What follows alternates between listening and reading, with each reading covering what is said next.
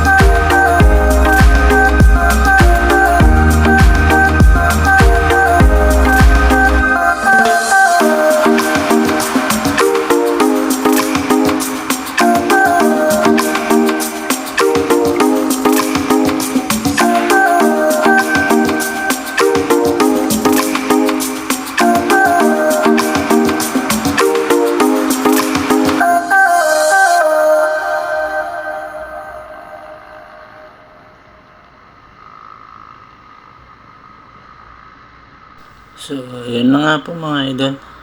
Share ko lang po itong biyahe ko. Na lagi ko pong napapansin na dito sa motorcycle lane, malimit po nagbababa din mga 4 wheels. So, dapat ay exclusive sa motorcycle lane. Liban kong naglilipat ng lane, i-exit siya sa kung kaliwa o kanan. Pero dito po si kadalasan ng bababad. So unfair naman po na kung kami po mga rider lalampas kami rito sa lane namin, malimit kami nahuhuli. Tapos sasabihan pa kaming kamote. Samantalang dahil din sa mga four wheels, kaya kami umiiwas din. So, yun lang naman ang mga napupuna ko mga idol, ano. So, hindi ko naman po sinasabing exclusive lang din talaga na kailangan talaga maglipat. Kaya lang unfair po kasi pagka mga rider, pag naglipat ng lane, nahuhuli, tapos malimit pa sabihin kamote. So, although mayroon din talaga mga rider na pasaway din talaga, may nangangamote rin talaga, kaya minsan yung mga matitino nadadamay na rin, nalalahat na. So, nabase nyo po sa nakikita nyo, yan, okay lang po yan, yung mga ganyan. Lilipat din ng lane, hindi nagwawad. Pero kadalasan po, lalo na pagka mga truck, motorcycle lane po talaga nagbababad. So, kami naman, ng mga rider, gusto namin mag-overtake kung minsan, hindi namin magagawa. Kasi pagka lumipat kami ng lane, may posibilidad na mapadalang kami ng sulat. So, ang ginagawa na lang, buntot-buntot na lang, talagang tiyagaan nga lang talaga. Pero dito naman po sa Marcos Highway, hindi naman masyado ang mga NCAP dito. Kaya okay lang. Pero sa ibang kakalsadahan po kasi, effective yung mga nila, yung no contact apprehension, doon po talaga minsan unfair po talaga. So, mga idol, at dito sa na to, dito na ako sa kaliwa at saka ako nag-signal na babalik na sa lane na motorcycle lane. Yun lang mga idol, share ko lang kasi talagang unfair naman po sa aming mga rider. Tara mga idol, samahan nyo po ulit ako hanggang dulo.